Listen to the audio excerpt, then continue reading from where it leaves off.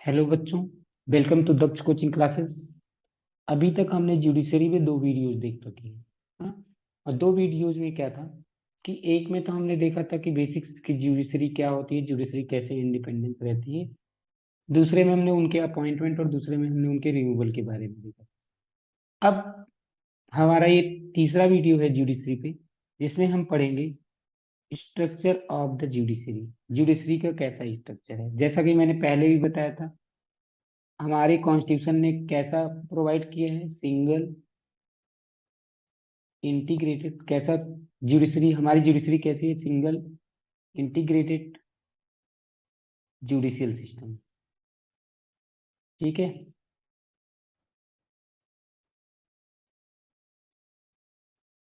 वहीं पे अमेरिका का कैसा था, डबल जुडिशियल सिस्टम था। हाँ, हमारा क्या कहते हैं, सिंगल है। This mean that unlike some other federal countries of the world, India doesn't have separate court, state courts. लेकिन क्या कहते हैं कि अमेरिका में, अब अमेरिका का अपना सेपरेट स्टेट कोर्ट था। ठीक है। The structure of judiciary in India is pyramidical. Pyramidical का मतलब क्या होता है, ऐसे होता है ना पिरामिड। देखो नीचे क्या होता है, ब्रॉड होता है, ऊपर जाते जाओ क्या होता जाता है, छोटा होता जाता है। यानी कि हमारा स्ट्रक्चर ऐसे है, पिरामिडिकल है। पिरामिडिकल मतलब सबसे सबसे ऊपर कौन सा होगा, अपेक्स पे क्या होगा, अपेक्स पे होगा सुप्रीम कोर्ट। अपेक्स पे क्या होगा यहाँ पे, सुप्रीम कोर्ट। ओके, कभी कभी आप न्यूज़पेपर में देखो तो वहां पे लिखा होता है अपेक्स कोर्ट। क्या लिखा होता है, अपेक्स कोर्ट। तो जो सबसे ऊपर होता है उसे ही बोला जाता है सुप्रीम कोर्ट। ठीक है। With supreme court at the top. Supreme court के नीचे क्या होगा, हाई कोर्ट। हाई कोर्ट के नीचे क्या होगा, डिस्ट्रिक्ट एंड सबॉर्डिनेट कोर्ट्स होंगे। ठीक है। District and subordinate. और लोअर लेवल पे क्या होंगे, उनको हम समझ सकते हैं। ठीक है। The lower courts function under the direct superintendence of higher courts. जितने भी लोअर कोर्ट्स होंगी वो किसके अंडर में काम करेंगी, हायर कोर्ट्स के अंडर में काम करती हैं। तो ये इस डायग्राम को थोड़ा सा देखते हैं या समझते हैं क्या है यहाँ पे। तो देखिए।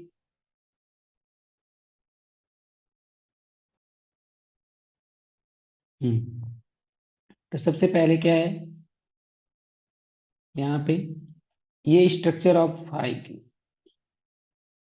ठीक है, structure of the high court है, ये सुप्रीम कोर्ट है। देखते हैं इसमें क्या क्या मेंशन है। सबसे स्ट्रक्चर ऑफ द जुडिशरी है, ये हमारा क्या है, structure of judiciary. Structure of judiciary. तो अब इसमें देखिए क्या क्या है। सबसे पहला क्या है, इट डिसीजंस। हाँ, सुप्रीम कोर्ट के डिसीजंस क्या होंगे, हाई कोर्ट के भी ऊपर लगेंगे, डिस्ट्रिक्ट कोर्ट के ऊपर भी लगेंगे, सबऑर्डिनेट कोर्ट के ऊपर भी लगेंगे। इसके डिसीजन सबके ऊपर लगते हैं, ये देखिए यहाँ पे भी, यहाँ पर भी, यहाँ पर भी। सॉरी, सब पे लगेंगे इनके डिसीजन, सबके ऊपर के कहते हैं कि होंगे। आगे, कैन ट्रांसफर जजेस ऑफ हाई कोर्ट। ये क्या करते हैं, हाई कोर्ट के जजेस को ट्रांसफर कर सकते हैं। कौन, सुप्रीम कोर्ट क्या करते हैं, हाई कोर्ट के जजेस को क्या कर सकते हैं, ट्रांसफर कर सकते हैं। Can move cases from any court to itself. चाहे वो सबॉर्डिनेट कोर्ट हो या चाहे वो डिस्ट्रिक्ट कोर्ट हो या हाई कोर्ट हो, कहीं से भी वो सीधे अपने पास में ये ट्रांसफर कर सकते हैं केसेस को। ठीक है। दूसरा चीज, can transfer cases from one high court to another. अब मान लीजिए कि किसी का कोई केस पड़ा हुआ है इलाहाबाद हाई कोर्ट में, किसी का कोई केस पड़ा हुआ है इलाहाबाद हाई कोर्ट में, उसको अगर उन्हें करना होगा कन्वर्ट, अगर उनको सेंड करना होगा। अब अब क्या कहते हैं कि सुप्रीम कोर्ट क्या कर सकती है, उसको पंजाब एंड हरियाणा कोर्ट में भी भेज सकती है। ये सुप्रीम कोर्ट को जहां भी मन करेगा वो ट्रांसफर कर सकती है। ओके, इतना बात समझ आया। तो लोग जैसे कभी कभी क्या होता है कि अपना केस ट्रांसफर कराते हैं, जैसे अब कोई मुंबई में है, बॉम्बे हाई कोर्ट में बैठा हुआ है। अब उसे बॉम्बे हाई कोर्ट से, अब उसको मान लीजिए बॉम्बे हाई कोर्ट में उसके मामले चल रहे हैं। लेकिन अब वो क्या कहते हैं कि रहने वाला कहीं उत्तर प्रदेश का है। तो उत्तर प्रदेश का है तो वो, अगर वो क्या कहते हैं कि वो वहां पे मूव कर रहे होंगे, तो हो सकता है कि वो बोल रहे हो कि भाई हम उत्तर प्रदेश से यहाँ पे इतने दूर नहीं आ सकते। वो कहेंगे कि हम आपका केस क्या कहते हैं इलाहाबाद हाई कोर्ट में ट्रांसफर कर देते हैं। ये सब काम कौन कर सकता है, सुप्रीम कोर्ट कर सकता है। अब हम बात करते हैं हाई कोर्ट की।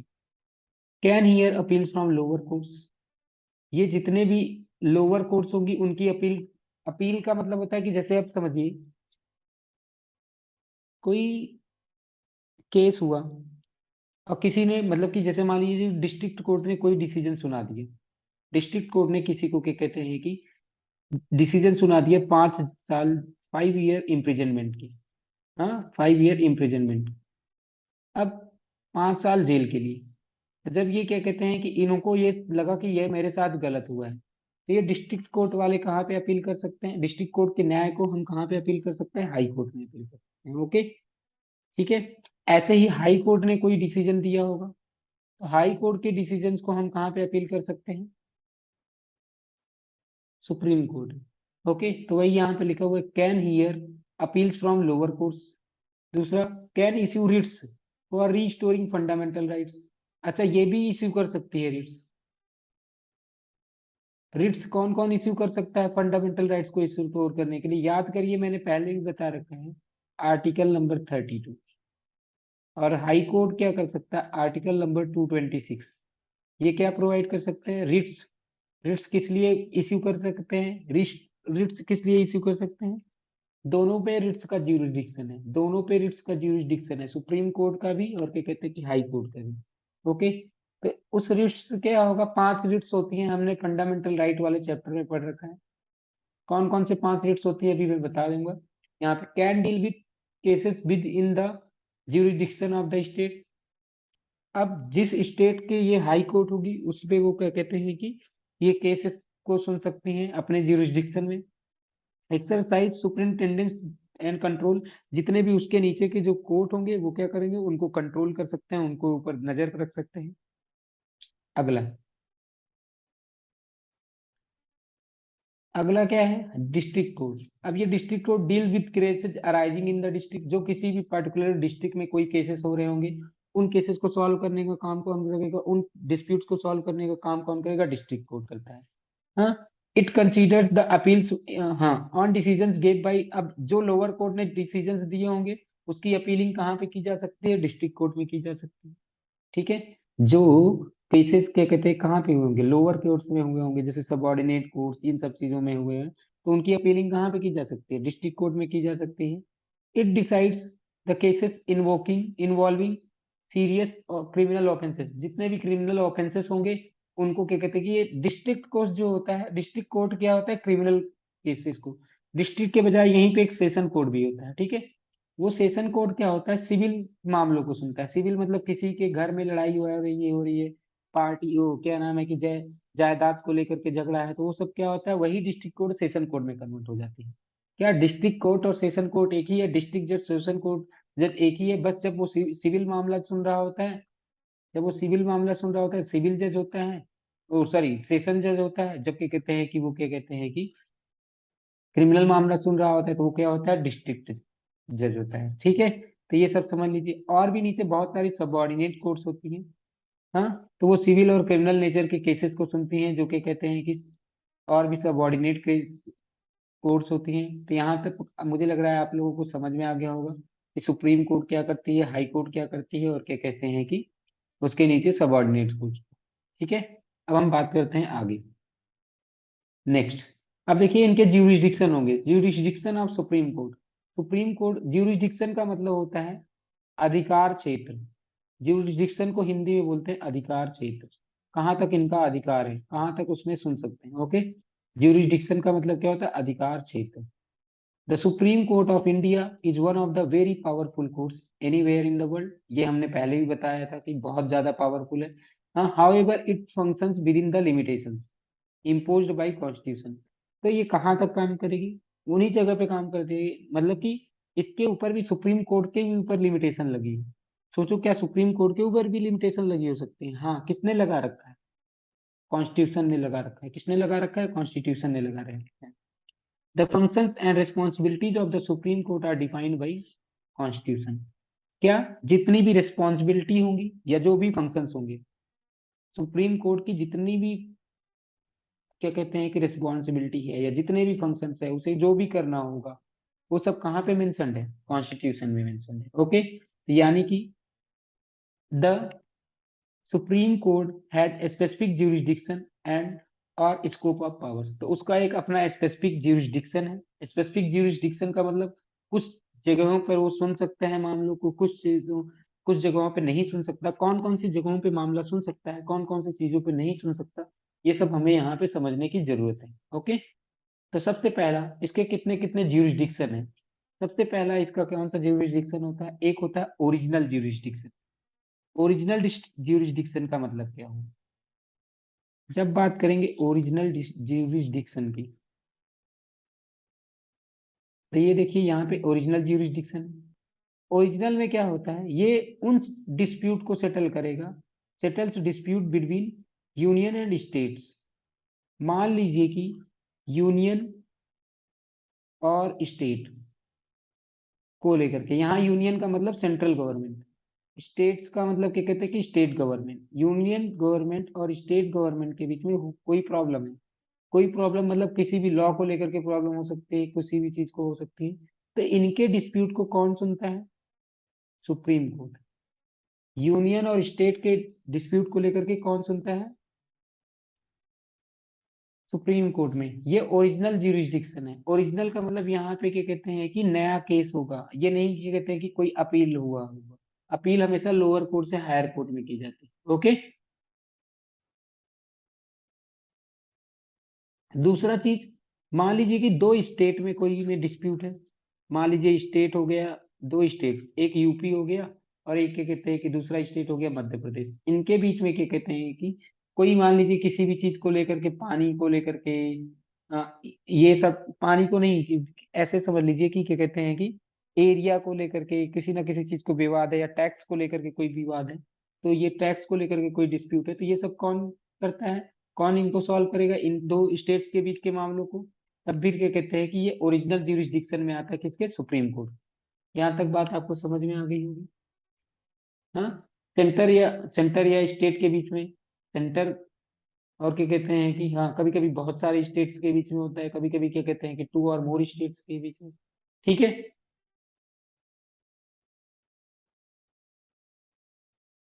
अब यहाँ पे क्या कहते हैं कि इसमें क्या होता है ना, इसमें सुप्रीम कोर्ट को एक्सक्लूसिव ओरिजिनल ज्यूरिसडिक्शन मिले हैं। इसमें क्या कहते हैं कि सुप्रीम कोर्ट को कैसे मिले हैं, सुप्रीम कोर्ट को यहाँ पे जो ज्यूरिसडिक्शंस मिले हैं ना, वो क्या है, एक्सक्लूसिव। एक्सक्लूसिव का मतलब होता है ये मामले ना तो कोई और कोर्ट नहीं सुन सकती, ये मामले कोई और कोर्ट नहीं सुन सकती, इनको सॉल्व और कोई नहीं कर सकता, केवल और केवल कहाँ पे हो सकते हैं सॉल्व, कहाँ पे, कहाँ केवल और केवल कहाँ पे सेटल हो सकते हैं, सुप्रीम कोर्ट में। क्या आपको बात समझ में, ओरिजिनल ज्यूरिसडिक्शन समझ आया। ठीक है,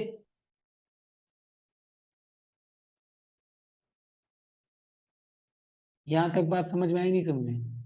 अब नेक्स्ट, ओरिजिनल ज्यूरिसडिक्शन के बाद में क्या आता है, रिट ज्यूरिसडिक्शन। एक हमारे पास में रिट ज्यूरिसडिक्शन होता है, मतलब हमारे पास में ये रिट ज्यूरिसडिक्शन जो है ये किसके पास में, सुप्रीम कोर्ट के पास में। रिट में क्या करते हैं, कैन इश्यू रिट्स। अब देखो 5 टाइप की रिट्स होती हैं।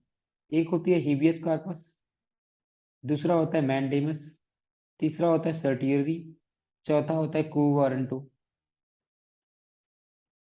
हाँ, हेबियस कॉर्पस, दूसरा क्या कहते हैं कि मैंडेमस, तीसरा सर्टियरी, चौथा क्वो वारंटो, पांचवा प्रोहिबिशन।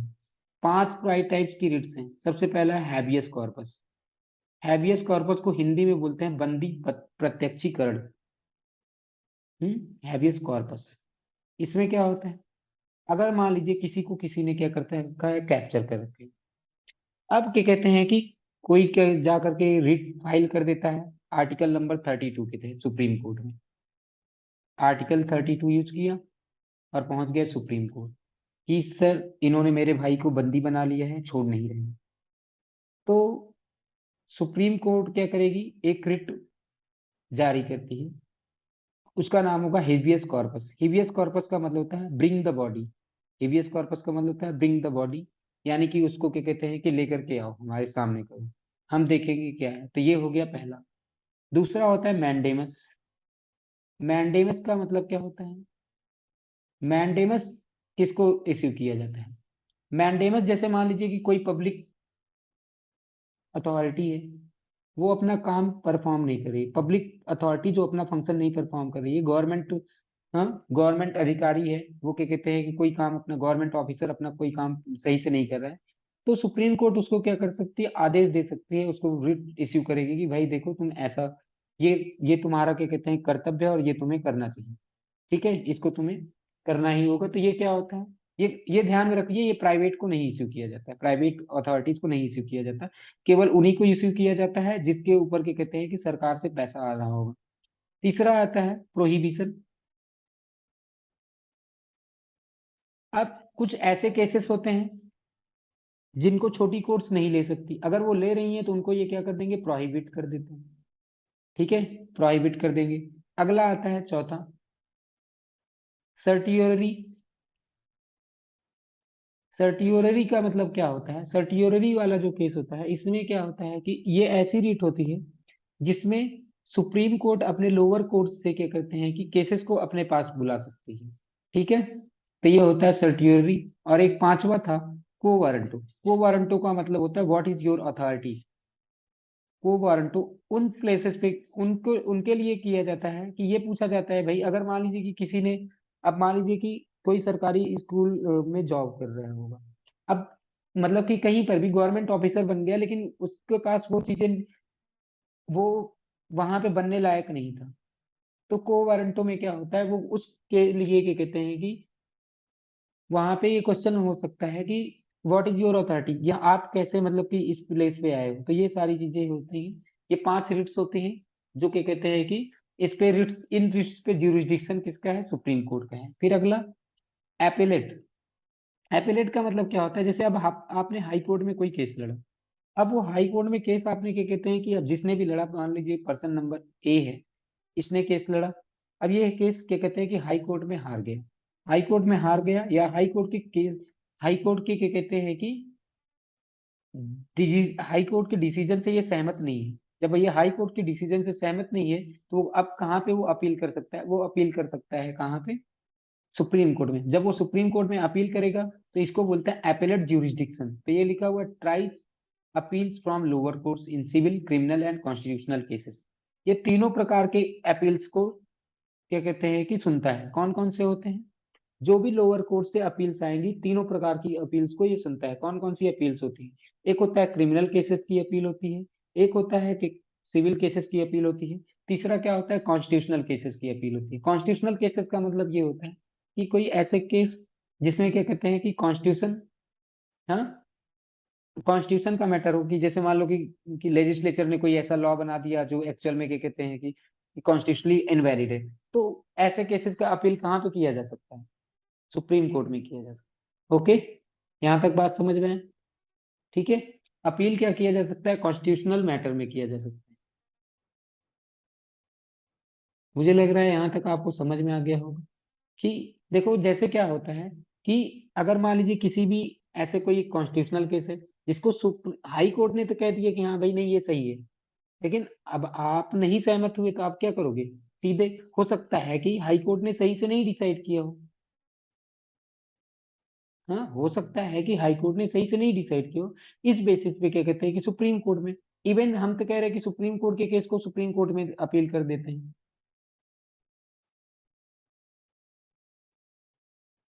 ठीक है। यहाँ तक बात समझ में आई। अब अगला आता है सिविल मैटर्स में। सिविल मैटर्स में भी क्या होता है, अपील कर सकते हैं जो हाई कोर्ट ने डिसीजन दिया है या सुप्रीम, ठीक है, हाई कोर्ट ने कोई डिसीजन लिया है तो क्या कहते हैं कि उसके अगेंस्ट हम क्या कहते हैं कि जा करके दे सकते हैं, अपील कर सकते हैं कहाँ पे, सुप्रीम कोर्ट में। ऐसे ऐसे बहुत सारे केसेस होते हैं। फिर अगला आता है एडवाइजरी। अब ये क्या करता है, आर्टिकल नंबर 143 एक होता है, आर्टिकल नंबर 143। आर्टिकल नंबर 143 के तहत क्या होता है, इसका यूज करते हुए मान लीजिए कि कोई एक लॉ बनाना है, हाँ एक कानून पास करना है, उस कानून को पास करने के लिए अब क्या कहते हैं कि प्रेसिडेंट का तो सिग्नेचर होता ही होता है, तो प्रेसिडेंट से सलाह भी लिया जाता है। अब प्रेसिडेंट क्या करेगा, प्रेसिडेंट कहेगा कि हम क्या करते हैं कि उनसे पूछ लेते हैं, क्या नाम है, supreme court of, supreme court से, कि भाई देखूं ये लॉ क्या वैलिड है या नहीं वैलिड, लॉ को मतलब कि लॉ जो अब हम लगा रहे हैं क्या ये कॉन्स्टिट्यूशन के अकॉर्डिंग है या नहीं है, या जो हम कानून पास करने वाले हैं, जो लॉ हम पास करने वाले, जो हम एक्ट पास करने वाले हैं, ये क्या ये वैलिड होगा या नहीं होगा, अगर कॉन्स्टिट्यूशन के अकॉर्डिंग होगा या नहीं होगा, इन सब मैटर पे क्या करता है, एडवाइस ले सकता है। तो यानी कि इसके पास में एडवाइजरी ज्यूरिसडिक्शन है, advises the president on the matters of public importance and law. Law और पब्लिक इंपॉर्टेंस पे क्या कहते हैं, किसको एडवाइस कर सकता है, प्रेसिडेंट को। कौन सा आर्टिकल नंबर यूज किया जाता है, 143। और जितनी भी रिट्स थी वो कौन से आर्टिकल में, आर्टिकल नंबर 232। ठीक है, यहाँ तक आपको मुझे लग रहा है मतलब पूरा समझ में आ गया होगा आपको, क्लियर। ओके, अब इसके पास कुछ स्पेशल पावर्स हैं।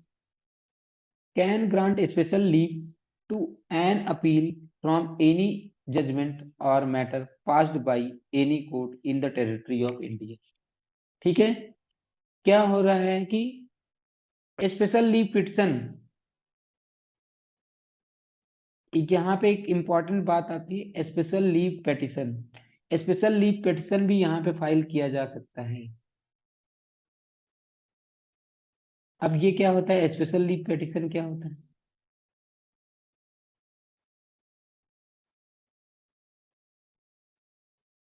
अब मान लीजिए कि हाई कोर्ट में कोई केस हुआ, हाई कोर्ट का कोई केस है, हाई कोर्ट ने डिसीजन सुना दिया, अब लेकिन जो ए है, ये क्या कहते हैं कि उनके डिसीजन से सहमत नहीं है, ए जो है उसके डिसीजन से, हाई कोर्ट के डिसीजन से सहमत नहीं है। तो उन्होंने कहा कि हम तो हाई कोर्ट, हम तो अब सुप्रीम कोर्ट जाएंगे। तो सुप्रीम कोर्ट जाने के पहले क्या होता है, अपील के लिए क्या कहते हैं कि एक अपील करने के लिए आपको हाई कोर्ट से पहले क्या करना पड़ेगा, सहमति लेकर के जानी पड़ती है कि हम जा रहे हैं सुप्रीम कोर्ट में अपील करने के लिए।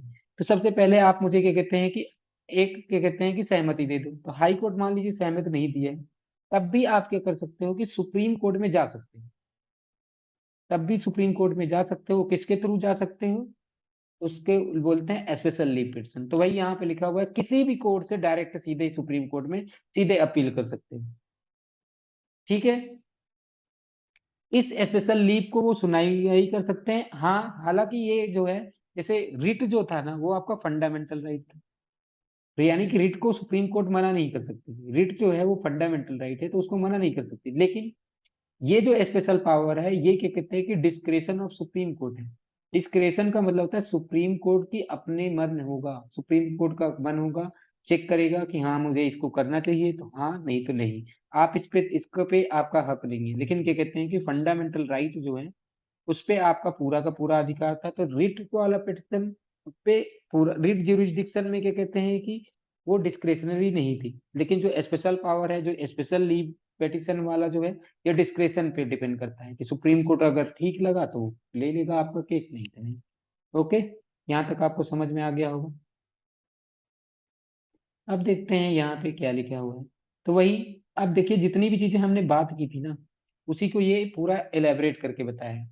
Original jurisdiction means cases that can be directly considered by the Supreme Court without going to the lower court before that। यानी कि कुछ ऐसे केसेस होंगे जिनको डायरेक्टली हम कहाँ पे फाइल कर सकते हैं, उनको सीधे क्या कहते हैं सुप्रीम कोर्ट में ले जाया जा सकता है। अब हमने देखा कि हाँ, ऊपर के जो केसेस हैं, फेडरल रिलेशंस का मतलब कि हाँ, इन्वॉल्विंग फेडरल रिलेशंस, अगर ऐसे केसेस हैं जो फेडरल रिलेशंस को इन्वॉल्व करें। फेडरल रिलेशंस का मतलब होता है यूनियन एंड स्टेट, दूसरा स्टेट एंड स्टेट। ये अगर मामले हैं तो इनको कौन, इसका डायरेक्ट ज्यूरिसडिक्शन है। डायरेक्ट ज्यूरिसडिक्शन मतलब ओरिजिनल ज्यूरिसडिक्शन है कहाँ पे, स्टेट और स्टेट, दो स्टेट और एक, दो स्टेट के मामले चल रहे हैं, दो स्टेट के केसेस चल रहे हैं। हाँ, दो स्टेट के बीच में डिस्प्यूट है, तो क्या कहते हैं कि ये केस कहाँ पे, ओरिजिनल ज्यूरिसडिक्शन के अंदर आता है, किसमें, सुप्रीम कोर्ट में। और ये क्या होता है कि the original jurisdiction of Supreme Court establishes it as an umpire in all disputes regarding federal matter. जितने भी फेडरल मैटर्स होंगे उसमें अंपायर की तरह कौन काम करता है, supreme court. Okay, in any federal country legal disputes are bound to arise between union and state. Union और स्टेट के बीच में लीगल डिस्प्यूट्स हो सकते हैं, among the state themselves, states के बीच में भी हो सकते हैं। ठीक है, तो ऐसे पावर, ऐसे केसेस को रिजॉल्व करने का जो पावर है वो किसके पास में है? सुप्रीम कोर्ट ऑफ इंडिया को है। इसीलिए ओरिजिनल ज्यूरिसडिक्शन कहा जाता है। क्यों कहा जाता है? केवल और केवल, देखो यहाँ पे एनसीईआरटी ने लिखा है साफ साफ कि सुप्रीम कोर्ट अलोन है, तो इसी को बोल दो एक्सक्लूसिव ओरिजिनल ज्यूरिसडिक्शन। एक्सक्लूसिव क्यों है? क्योंकि इसके अलावा इसको कोई और नहीं सुन सकता। ऐसे झगड़ों को सॉल्व करने का, ऐसे यूनियन और स्टेट के मामला और स्टेट के बीच के जो डिस्प्यूट है, इसको सुनने का कोई और कोर्ट के पास अधिकार नहीं है, ना तो हाई कोर्ट ना तो लोअर कोर्ट ऐसे केसेस को डील कर सकते हैं। In this capacity the supreme court not just settle the dispute but also interpret the power of union and state government as laid down in the constitution. और साथ में ही क्या करता है, क्या मैंने बताया कि सुप्रीम कोर्ट तो इनके मामले को सुन भी रहा है, सुप्रीम कोर्ट इनके मामलों को भी सुन रहा है, और साथ में क्या करता है, इनके मामलों को सुनने के साथ साथ में वो उनके पावर को भी डिफाइन करता है कि आपके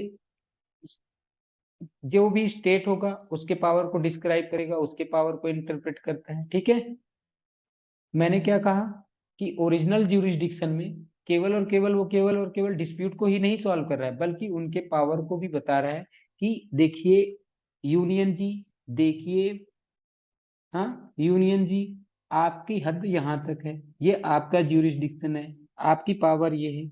देखिए स्टेट जी, देखिए स्टेट गवर्नमेंट जी, आपका पावर ये है। तो दोनों के पावर को भी डिस्क्राइब करता है कौन? कॉन्स्टिट्यूशन के अकॉर्डिंग, जो भी कॉन्स्टिट्यूशन में है उसको इंटरप्रेट करता है। जैसे कि हमने शुरू में ही पढ़ा था, जुडिशरी का मेन रोल क्या है? Interpretation of the constitution. इतना क्लियर है? अब आगे फिर हमने बात किया रिट ज्यूरिसडिक्शन। अब रिट ज्यूरिसडिक्शन हमने पहले ही बता दिया, 5 रिट्स हैं, 5 रिट्स हैं। और वो मैंने पहले भी आपको बता रखा है, अभी ऊपर भी बता दिया। As you have already studied in the chapter of fundamental rights, मैंने पहले ही बताया था फंडामेंटल राइट्स आर्टिकल नंबर 32। हाँ, fundamental right article number 32, any individual whose fundamental right has violated, जिसका भी फंडामेंटल राइट वायलेट किया हो गया होगा वो सीधे सुप्रीम कोर्ट जा सकता है।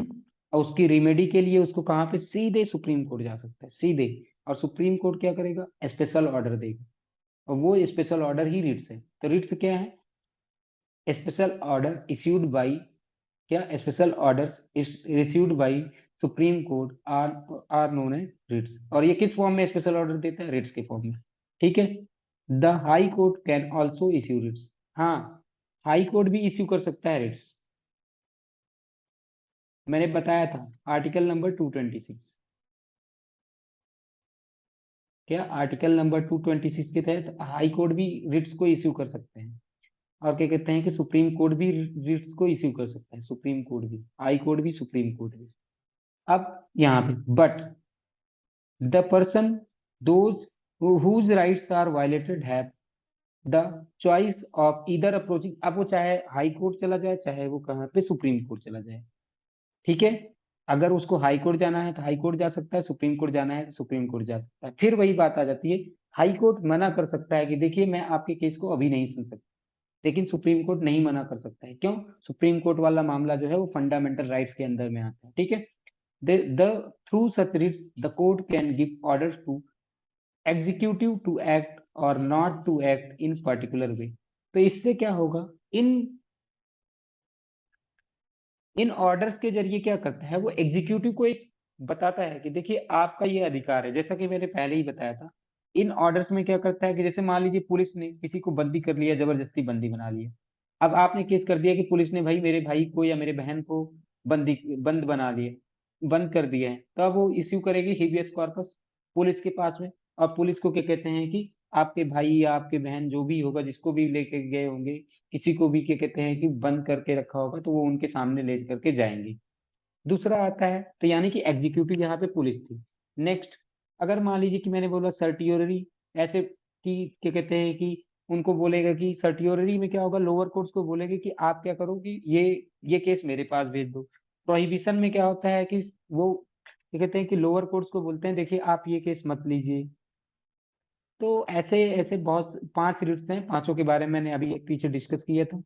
अब आते हैं इसका एपिलेट ज्यूरिसडिक्शन। मैंने बताया एपिलेट का मतलब होता है अपील करना। यहाँ पे एपिलेट ज्यूरिसडिक्शन का मतलब होता है अपील वाले मामले आ जाते हैं इसमें, ठीक है, जिसमें क्या करना पड़ता है, अपील करना पड़ता है, ठीक है।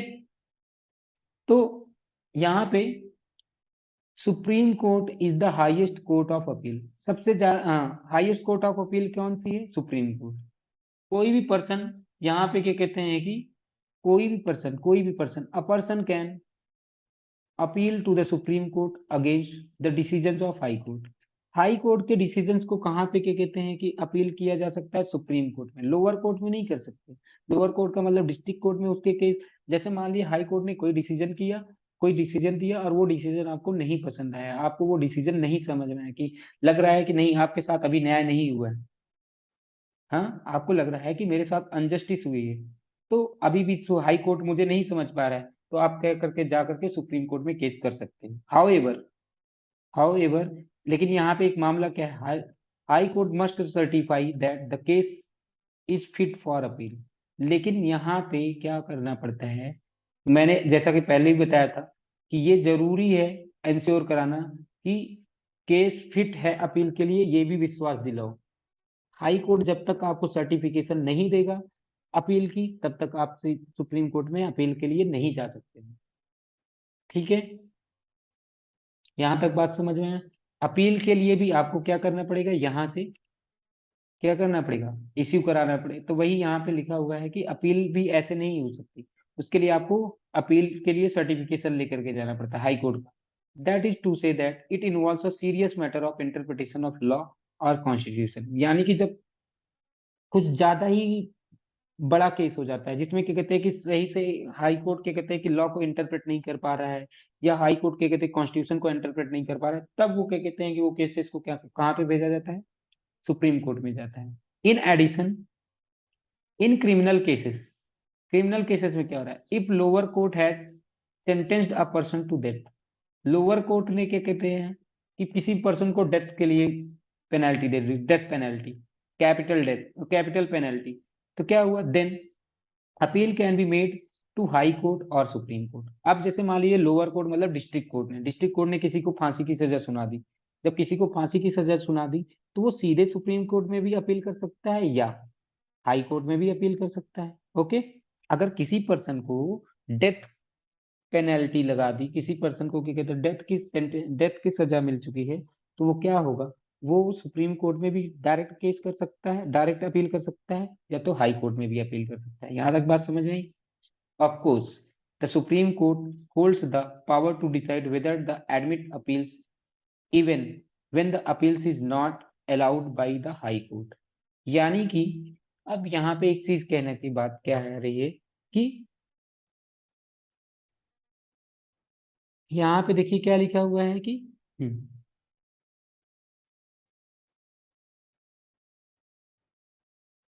अब मान लीजिए कि क्या होता है कि किसी अपील को देखिए, of course the supreme court holds the powers to decide whether the admit appeals even appeal is not allowed by the high court. कभी कभी क्या होता है, अपील अलाउड नहीं होती, हाई कोर्ट नहीं अलाउ करता, हाई कोर्ट सर्टिफाई ही नहीं करता कि मैं नहीं सर्टिफाई कर रहा हूँ कि आप जाकर के मेरे खिलाफ क्या कहते हैं कि वहां पे अपील करिए। कहाँ पे अपील करिए, सुप्रीम कोर्ट में अपील करिए, नहीं। फिर तब भी क्या होता है, तब भी सुप्रीम कोर्ट के पास में ये अधिकार है कि वो चाहे तो उसको एक्सेप्ट कर ले, चाहे तो नहीं भी एक्सेप्ट करे, ठीक है। समझ आया कि नहीं समझ आया, यहाँ तक बात समझ में आई होगी कि सुप्रीम कोर्ट के पास में ये पावर है कि वो किसी भी मुकदमे में, मतलब कि किसी भी केस में जो की गई अपील है ना, उसको क्या करे, विचार के लिए अपने स्वीकार कर ले, ठीक है। वही लिखा हुआ है यहाँ पे कि supreme court holds the powers to decide whether to admit appeals even when appeal is not allowed by the high court. कभी कभी क्या होगा, हाई कोर्ट मना कर देगी, भाई नहीं हम तो सर्टिफाई ही नहीं कर रहे हैं, लेकिन फिर भी आप अपील के लिए पहुंच गए सुप्रीम कोर्ट, तो अब वो सुप्रीम कोर्ट की मर्जी है कि भाई हम क्या कहते हैं केस को क्या कहते हैं कि वो स्वीकार करती है या नहीं करती है। एपिलेट ज्यूरिसडिक्शन का मतलब क्या होता है, that supreme court will reconsider the case and legal issues involve. वो क्या करेगा, इस एपलेट ज्यूरिसडिक्शन का मतलब होता है कि सुप्रीम कोर्ट क्या करेगा, किसी भी केस को रिकंसीडर करेगा फिर से, और किसी भी केस को या जितने भी उसमें लीगल इश्यूज इन्वॉल्व होंगे उनको वो रिकंसीडर करेगा, उनको फिर से सॉल्व करने की कोशिश करेगा। ओके, यहाँ तक बात समझ में है। If the court thinks that the law और the constitution has made has different meaning from what the lower courts understood, तो क्या होता है, सुप्रीम कोर्ट क्या कर सकती है, उन डिसीजन को चेंज कर सकती है जब लगेगा कि हाई कोर्ट ने ये गलत डिसीजन दिया था, हाई कोर्ट ने कुछ इस चीज को कुछ और ही समझ लिया था। मतलब कभी कभी क्या होता है, इंटरप्रिटेशन में मिस्टेक हो जाती है। हाँ, कभी कभी इंटरप्रिटेशन सही से नहीं कर पाते सुप्रीम कोर्ट वाले भी, या कभी कभी हाई कोर्ट वाले भी, तब भी क्या होता है, तब भी क्या होता है कि वो वही कि उस केसेस को रिकंसीडर किया, सुप्रीम कोर्ट ने रिकंसीडर किया, उनके लीगल इश्यूज को भी रिकंसीडर किया और फिर देखा, और अगर वो पाते हैं कि क्या कहते हैं कि भाई लोअर कोर्ट्स ने इसको सही से नहीं समझ पाए हैं, then the supreme court will change the ruling and along with that also give new interpretation of the provision involve. तो फिर जिस चीज को वो सही से हाई कोर्ट सही से क्या नहीं कर पाया था, इंटरप्रेट नहीं कर पाया, जिस चीज को हाई कोर्ट सही से नहीं इंटरप्रेट कर पाया था, उसको क्या करते हैं, उसको क्या करते हैं कि कहते हैं कि सुप्रीम कोर्ट क्या करता है, इंटरप्रेट करता है। ठीक है, the high courts too, high court भी, हाँ, have appellate jurisdiction over the decisions given by courts lower them. High court का भी अपना ज्यूरिसडिक्शन है, हाई कोर्ट का भी अपना ज्यूरिसडिक्शन है, लेकिन वो लोअर कोर्ट मतलब डिस्ट्रिक्ट कोर्ट के जो मामले होंगे वो हाई कोर्ट्स में जा सकते हैं। ठीक है, यहां तक बात समझ आया कि नहीं समझ आया? ओके, अब नेक्स्ट, एडवाइजरी ज्यूरिसडिक्शन। अब यहाँ पे देखिए, एडवाइजरी, एडवाइजरी का मतलब होता है सलाह देना। इसमें क्या होता है, ये आर्टिकल नंबर 143 इन्वॉल्व करता है। Okay, in addition to original, अभी तक हमने एक ओरिजिनल ज्यूरिसडिक्शन पढ़ा, एक हमने एपेलेट ज्यूरिसडिक्शन पढ़ा। The supreme court of India possess advisory jurisdiction. इसका मतलब क्या हुआ, इसका मतलब ये हुआ कि जो प्रेसिडेंट ऑफ इंडिया है वो क्या हो सकता है, किसी भी मैटर को जो पब्लिक इंपॉर्टेंस के लिए है या जिसमें इंटरप्रिटेशन ऑफ कॉन्स्टिट्यूशन का मामला है, वो एडवाइस के लिए किसके पास भेज सकते हैं, सुप्रीम कोर्ट के पास में। ठीक है, अब लेकिन सुप्रीम कोर्ट ऐसा कोई बाउंड नहीं है कि सुप्रीम कोर्ट नहीं भाई आप प्रधान, आप क्या कहते हैं कि प्रेसिडेंट ऑफ इंडिया ने क्या कहते हैं कि हमें इससे सलाह मांगा है तो वो देंगे ही देंगे, ऐसा कोई जरूरी नहीं। और दूसरा चीज क्या मैंने बताया, ये प्रेसिडेंट ऑफ इंडिया है, ये सुप्रीम कोर्ट है। प्रेसिडेंट को किसी भी लॉ पे जानकारी चाहिए थी, लॉ पे जानकारी मतलब कि ऐसा कि कोई रूल बन रहा है या कोई लॉ बन रहा है, कोई एक्ट बन रहा है, अब वो एक्ट क्या कहते हैं कि क्या कॉन्स्टिट्यूशनली वैलिड है या नहीं, कॉन्स्टिट्यूशनली वैलिड है या नहीं, तो उसके लिए वो भेज सकते हैं कि भाई जा करके इनसे पूछ करके आओ, किसके पास में, वो जाएंगे प्रेसिडेंट, सुप्रीम कोर्ट से पूछेंगे कि क्या ये जो एक्ट बन रहा है क्या ये कॉन्स्टिट्यूशनली वैलिड है या नहीं। तो देखिए, सुप्रीम कोर्ट के पास में ऑप्शन है, वो चाहे तो क्या कहते हैं कि एडवाइस दे या चाहे ना दे, वो उसकी मर्जी है। तो वही यहाँ पे लिखा हुआ है, supreme court is not bound to give advice on such matters. कोई जरूरी नहीं है कि वो एडवाइस दे ही दे। दूसरा चीज, मान लीजिए इसने एडवाइस दे दिया, सुप्रीम कोर्ट ने एडवाइस दे दिया, ऑनरेबल सुप्रीम कोर्ट ने एडवाइस दे भी दी है। अब जब एडवाइस दे दिया सुप्रीम कोर्ट ने, तो क्या उसको प्रेसिडेंट मानने के लिए बाध्य है, क्या उसको प्रेसिडेंट मानेगा ही मानेगा, ऐसा कोई जरूरी है? नहीं, उनको अगर मन करेगा तो उनकी बात को मान भी लेंगे, अगर उनकी बात नहीं करेगा तो नहीं मानेंगे। इतना बात समझ रहे हैं कि नहीं समझ रहे हैं? ठीक है, अब आपको लग रहा होगा कि फिर ऐसे ऐसे चीजों का क्या फायदा, हाँ, जिसको बात मानना ही नहीं है, तो फिर क्या कहते हैं कि ऐसी क्या मामला होगा। ठीक है, तो इसमें देखिए दो इसके बहुत ज्यादा यूज होते हैं, कैसे, तो देखिए ऐसे में क्या होता है, इसके दो यूजेस हैं, कौन कौन से हैं उसको समझते हैं। हम्म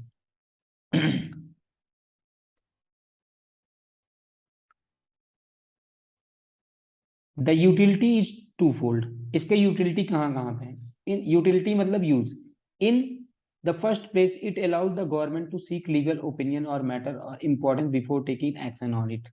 मान लीजिए कि अन हाँ, दिस में प्रिवेंट अननेसेसरी लिटिगेशन लेटर।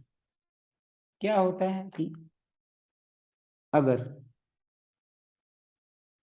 समझने वाली बात यहाँ पे क्या है कि अगर हम पहले से ही किसी केस को लेकर के किसी को, हाँ, किसी भी केस को लेकर के, किसी भी मामले को लेकर के पहले से ही हम कानून के बारे में जान सकते हैं, तो फिर क्या होगा, किसी भी विवाद से तो बच सकते हैं ना, किसी भी झगड़े से बच सकते हैं। मान लीजिए कि किसी भी एजुकेशन पे कोई एक्ट आने वाला है, हाँ, एजुकेशन पे कोई एक्ट आने वाला है। अब इस एजुकेशन से हो सकता है कि कोई स्टेट ना खुश हो। जो लॉ लाए, जो लॉ लाए क्या कहते हैं कि, क्या नाम है, जो लॉ लाए सेंट्रल गवर्नमेंट, वो किसी को नहीं पसंद है, कोई स्टेट को। हम्म। तो फिर क्या होगा, ऐसे में क्या होगा, सुप्रीम कोर्ट के बाद में केस आएगा ही आएगा। तो इससे पहले ही क्या करते हैं कि सबसे पहले क्या करेंगे, जो काउंसिल ऑफ मिनिस्टर्स होंगे वो क्या करेंगे, राष्ट्रपति को सलाह देंगे कि आप जाकर के क्या कहते हैं कि उनसे पूछे, किनसे, सुप्रीम कोर्ट से पूछे, क्या सुप्रीम कोर्ट ऐसा कुछ कह सकती है या नहीं कह सकती, इसके बारे में कुछ बताए सुप्रीम कोर्ट की, हाँ क्या मामला है क्या नहीं, कि मतलब कि ये कॉन्स्टिट्यूशनली वैलिड है या नहीं वैलिड है। अगर क्या कहते हैं कि नहीं, अगर नहीं वैलिड होगा तो फिर किससे बच जाएंगे, अननेसेसरी लिटिगेशन से बच जाएंगे। अननेसेसरी लिटिगेशन मतलब फालतू के विवाद से बच जाएंगे। ओके, इतना बात समझ। Secondly, in light of the advice of the supreme court the government can make suitable changes in act it's action. अब सुप्रीम कोर्ट ने कोई सलाह दे दिया, सुप्रीम कोर्ट ने सलाह दे दिया कि आपको ये चेंजेस कर दो, तो आपको कोई प्रॉब्लम नहीं है और ये कॉन्स्टिट्यूशनली वैलिड हो जाएगा। तो इससे क्या होगा, पहले से ही चेंजेस हो जाएंगे और टाइम भी बच जाएगा, क्योंकि सुप्रीम कोर्ट में ऐसे ही बहुत सारे पहले से केसेस होते हैं, तो वो भी ऐसे केसेस, तो ऐसे में दो फायदे होते हैं कि जल्दी जल्दी क्या कहते हैं काम हो सकता है हमारा, जब हम पहले से ही क्या कहते हैं कि हम पहले से ही जानकारी ले चुके होंगे, पहले से ही सलाह ले चुके होंगे, तो हमें फालतू में क्या कहते हैं कि किसी विवाद में बचने से बचा जा सकता है, और किसी भी विवाद में इन्वॉल्व होने से बचा जा सकता है। ओके, आपको, मुझे लग रहा है कि यहाँ तक समझ में आ चुका हूँ। मुझे लग रहा है आपको यहाँ तक अब समझ में आ चुका होगा। ठीक है, अब यहाँ पे देखिए क्या लिखा हुआ है, आर्टिकल नंबर 137। आर्टिकल नंबर 137 क्या कहता है कि सुप्रीम कोर्ट क्या कर सकता है, सुप्रीम कोर्ट क्या कहते हैं कि किसी भी, हाँ, किसी भी, जो क्या कहते हैं कि, हाँ, वो अपने ही द्वारा जो भी उसने क्या कहते हैं कि, मान लीजिए कि कोई उसने क्या कहते हैं, सुप्रीम कोर्ट ने अपना डिसीजन दे दिया, the supreme court shall have power to review any judgment pronounced or order made by it. Supreme court ने कोई डिसीजन दे दिया है, हाँ, तो उसको भी रिव्यू कर सकता है सुप्रीम कोर्ट। सुप्रीम कोर्ट अपने डिसीजन को रिव्यू कर सकता है। ओके, क्या यहाँ पे हमें समझना है कि सुप्रीम कोर्ट क्या अपने डिसीजंस को रिव्यू कर सकता है कि नहीं, तो हाँ, सुप्रीम कोर्ट क्या कर सकता है, अपने भी डिसीजंस को रिव्यू कर सकता है। ओके, यहाँ तक समझ में आया कि सुप्रीम कोर्ट, और ये कौन सा आर्टिकल नंबर है, आर्टिकल नंबर 137।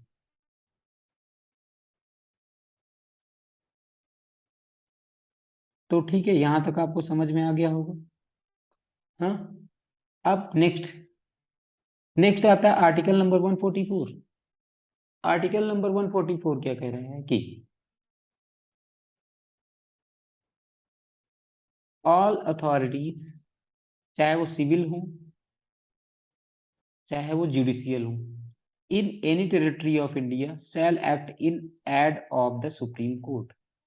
यानी कि जितने भी होंगे, हाँ, चाहे वो सिविल, चाहे वो क्या कहते हैं कि, हाँ ठीक है, चाहे वो सिविल हो और चाहे जुडिशियल हो, वो सब किसके अकॉर्डिंग चलेंगे, सुप्रीम कोर्ट के अकॉर्डिंग चलेंगे। किसके अकॉर्डिंग चलेंगे, सुप्रीम कोर्ट के अकॉर्डिंग चलेंगे, या सुप्रीम कोर्ट की सहायता से काम करेंगे। ठीक है, यहाँ तक बात समझ आएगी नहीं समझ आए, ठीक है। सुप्रीम कोर्ट अपने द्वारा भी दिए गए चीजों, मतलब कि अपने द्वारा भी दिए गए रूल्स को क्या कहते हैं कि, अपने द्वारा भी दिए गए डिसीजन को रिव्यू कर सकता है। और आर्टिकल नंबर 144 में हमने बता दिया कि जितने भी, चाहे वो सिविल अथॉरिटी हो चाहे वो जुडिशियल अथॉरिटी हो, वो टेरिटोरियल ऑफ इंडिया में है, तो वो क्या कहते हैं कि किसके एड से चलती है, किसकी सहायता से चलती है, सुप्रीम कोर्ट की सहायता से चलती है। ओके, यहाँ तक आपको समझ में आ गया होगा। अब नेक्स्ट, यहाँ पे देखिए क्या लिखा हुआ है कि इन आर्टिकल्स को जो अभी हमने ऊपर पढ़ा उनके बारे में आगे लिखा हुआ है, क्या लिखा हुआ है कि these articles help us to understand unified nature of, हाँ, these articles help us to understand the unified nature of our judiciary and the powers of Supreme Court. इन सब से बात पता चल रहा है कि जितने भी लोअर कोर्ट्स हैं वो सब किसके अंडर में आते हैं, सुप्रीम कोर्ट के अंडर में आ रही है। Decisions made by the supreme court are binding on all other courts within the territory of India. जितने भी डिसीजंस होंगे सुप्रीम कोर्ट ने दिए हैं, जितने भी डिसीजंस दिए हैं सुप्रीम कोर्ट ने, वो सबके ऊपर बाइंडिंग है। क्या? सबके ही ऊपर बाइंडिंग है। सबके ही ऊपर मतलब क्या होता है कि सबको ये बात माननी पड़ेगी कि सुप्रीम कोर्ट ने ये बात बोल रखी है, तो इसका मतलब क्या कहते हैं कि, ठीक है, इसका मतलब सबको ही ये बातें माननी ही पड़ेंगी कि यही वो एक किसकी तरह से हो जाता है, समझ लीजिए कि सुप्रीम कोर्ट ने जो बोल दिया एक लॉ की तरह होगी। ठीक है, ये है आर्टिकल नंबर 141। आर्टिकल नंबर 141 क्या कहता है कि जितने भी लॉ होंगे, जो भी चीजें हैं, अगर क्या कहते हैं कि सुप्रीम कोर्ट ने बोल दिया वो सबके ऊपर बाइंडिंग होगी। ओके, यहाँ तक बात समझ में आया नहीं समझ आया? Order passed by order passed by it are enforceable throughout the length and width of the country. यानी कि जितना भी इसने ऑर्डर पास किया होगा वो इन्फोर्सेबल होगा, मतलब कि वो उसको मानना ही पड़ेगा। ठीक है, the supreme court itself is not bound by its decision and can at any time review it. और सुप्रीम कोर्ट क्या होगा कि ऐसा नहीं है कि एक बार उसने डिसीजन दे दिया तो अब वो अपने भी डिसीजन को रिव्यू नहीं कर सकती, नहीं, सुप्रीम कोर्ट अपने डिसीजन को रिव्यू कर सकती है। वो कौन सा आर्टिकल था? आर्टिकल नंबर 137 था। सुप्रीम कोर्ट अपने डिसीजन को रिव्यू कर सकती है, और साथ में if there is a case of contempt of the supreme court then supreme court itself decides such a case. अब मान लीजिए किसी ने क्या कहते हैं कि सुप्रीम कोर्ट के मामले को सुना ही नहीं, हाँ, सुप्रीम कोर्ट के मामले को सुना नहीं, सुप्रीम कोर्ट की बातों को अनदेखा कर दे रहे हैं, तो ऐसे केसेस को क्या कहते हैं कि सुप्रीम कोर्ट स्वयं देखता है। ऐसे केसेस को सुप्रीम कोर्ट क्या करेगा, खुद ही सॉल्व करने की, मतलब कि खुद ही क्या कहते हैं कि देखेगा, कि ऐसा नहीं कि हाई कोर्ट में वो मामला जाएगा, वो सीधा इन्हीं के पास रहेगा मामला। यहाँ तक बात समझ आएगी, समझ आए? ठीक है, ओके, तो यहाँ तक आपको समझ में आ गया होगा। अब यहाँ से हम क्या कहते हैं कि हमारा जो क्या कहते हैं कि यहाँ से हम आगे नेक्स्ट वीडियो में कंप्लीट करेंगे। ओके, ठीक है।